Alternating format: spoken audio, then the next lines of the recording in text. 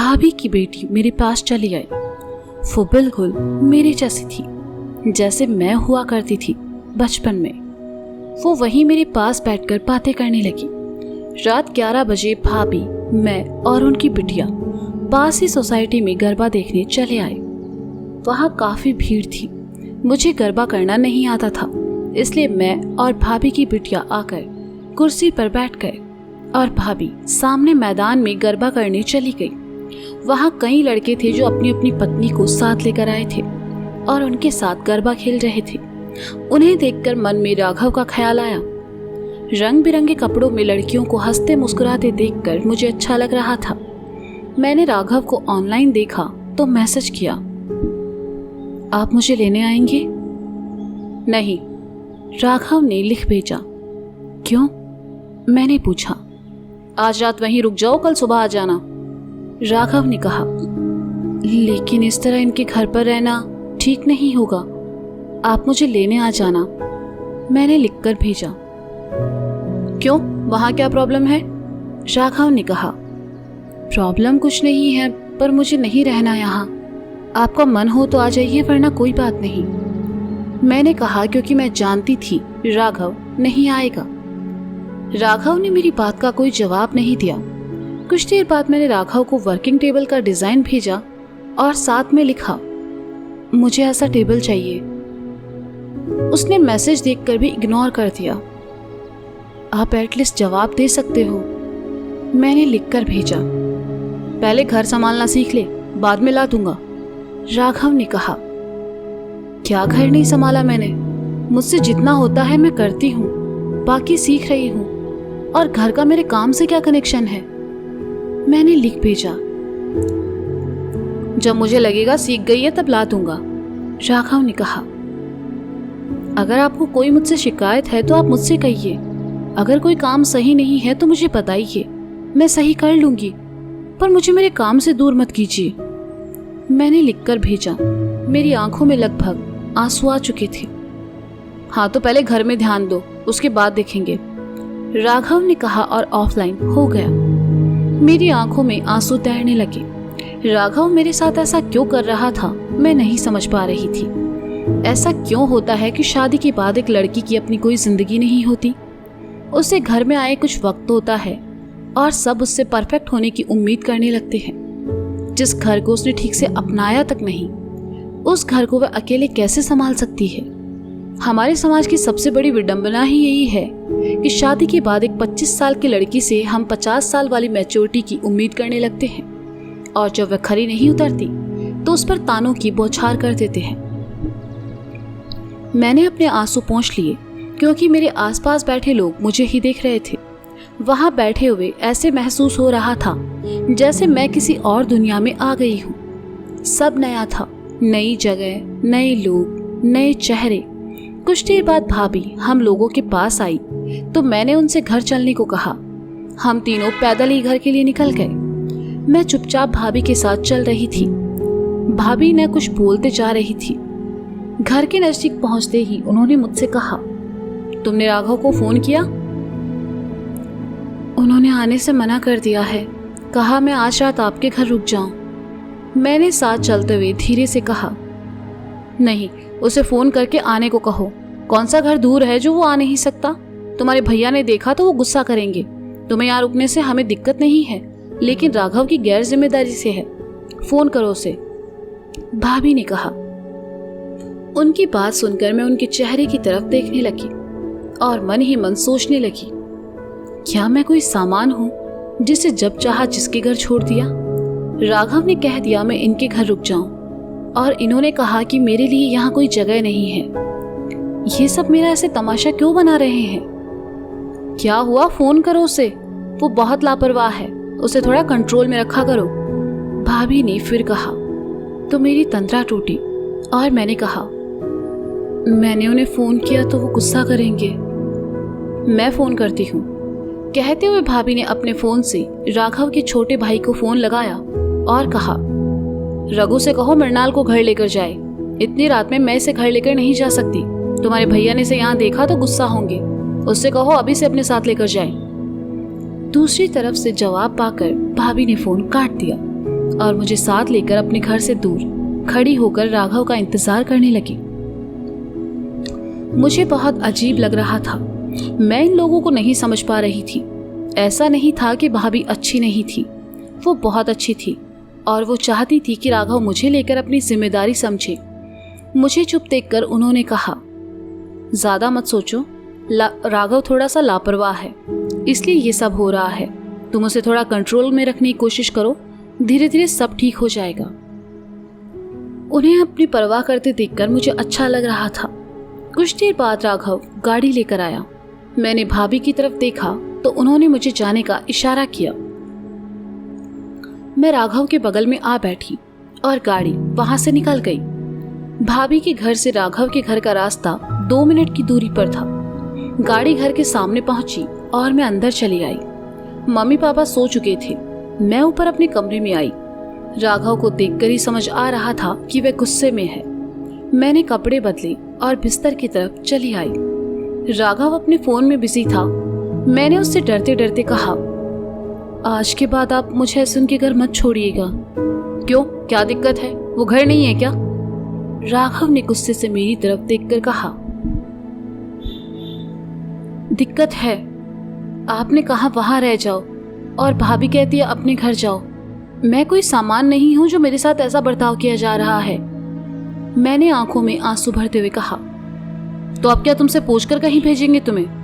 तुम फोन नहीं करती तो भी भाई कर देता। राघव ने गुस्से से उठकर बैठते हुए कहा, ऐसे तो आप लोग कल को कहीं भी भेज देंगे। मुझे ये सब अच्छा नहीं लगता है। कितना बुरा लगा जब उन्होंने कहा कि मैं उनके घर नहीं रुक सकती। मैं आपको नहीं समझ पा रही हूँ। आप मेरे साथ ऐसा क्यों कर रहे हैं? मैंने आपका क्या बिगाड़ा है? कहते हुए मेरी आंखों से आंसू बहने लगे। मुझे नहीं पता, राघव ने बेरुखी से कहा। आपको नहीं पता तो फिर किसे पता होगा? आप मुझसे ठीक से बात नहीं करते, कुछ पूछो तो गुस्से में जवाब देते हैं। अगर यही सब करना था तो फिर मुझसे शादी क्यों की? मैंने रोते हुए कहा, मुझे नहीं पता था तू ऐसी है और मैं करना भी नहीं चाहता था शादी। दिवाली की बात का इसलिए बोला था कि बाद में मना कर सकूं, लेकिन भैया और जीजाजी ने जबरदस्ती ये शादी करवा दी। गुस्से में राघव ने अपने दिल की बात बोल दी। राघव की बात सुनकर मैं उसे देखने लगी। गुस्से में सी रही, लेकिन वो बहुत बड़ी बात बोल रहा था। क्या सच में ये रिश्ता एक जबरदस्ती का रिश्ता था?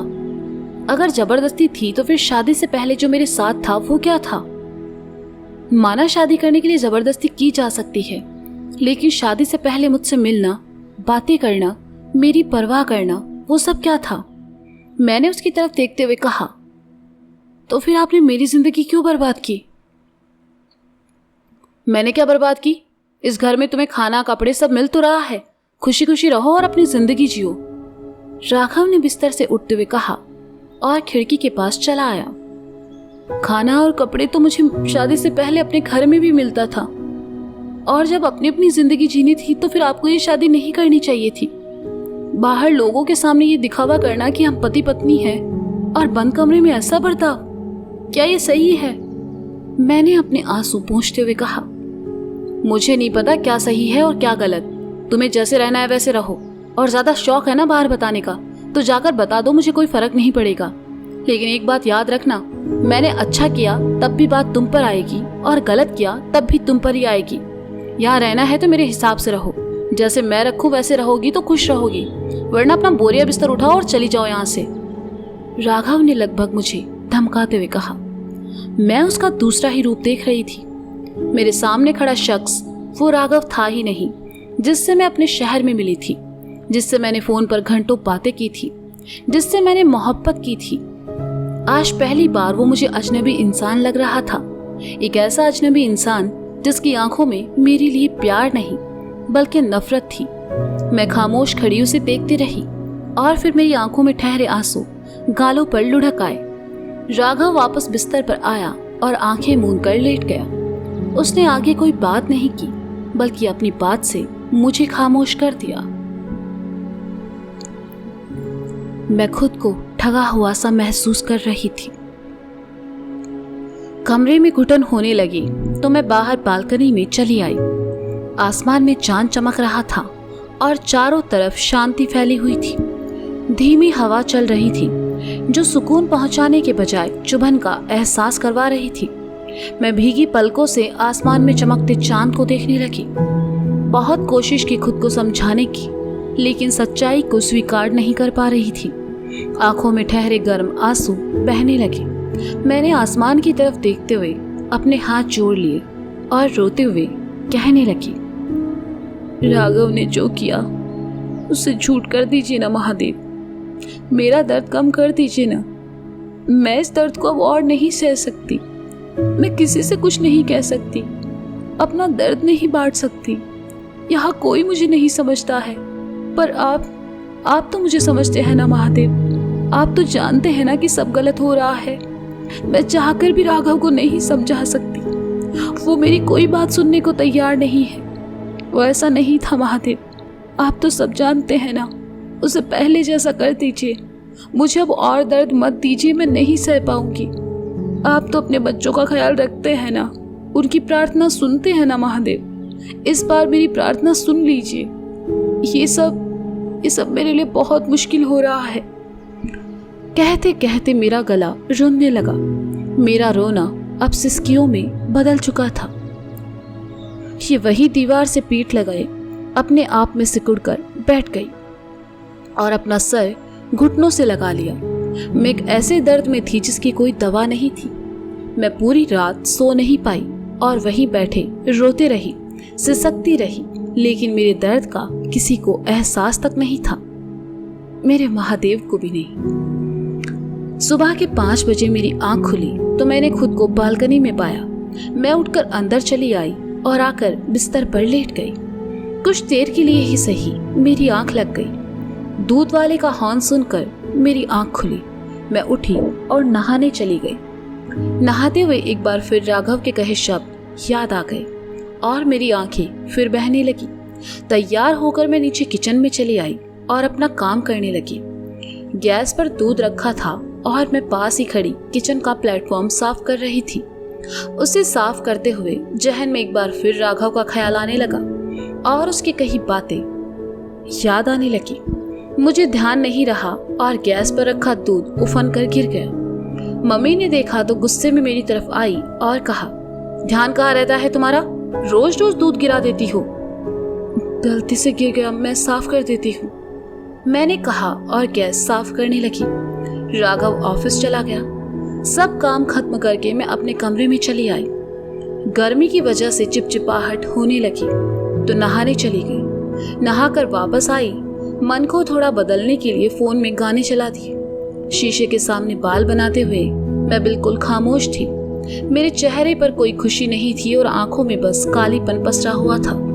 तभी फोन में बजते गाने की लाइनों ने मेरा ध्यान अपनी तरफ खींचा। ये इश्क तुम न करना, ये रोग ही लगाए, दफन खुद करे है फिर शौक भी मनाए। गाने की ये बोल सुनते ही मुझे एकदम से अपनी कही बात याद आ गई। कितना अजीब गाना है, एक ही गाने में खुशी और गम दोनों शामिल है। लिखने वाले ने इसे क्या सोचकर लिखा होगा। इस गाने का मर्म मैं आज समझ पा रही थी। लिखने वाले ने उस गाने को शायद बहुत सोच समझकर लिखा था। जब हम प्यार में होते हैं तो हम ऐसे कितने ही गाने सुनते हैं, पर जब हम दर्द में होते हैं तब हमें इन गानों का असली मतलब समझ आता है।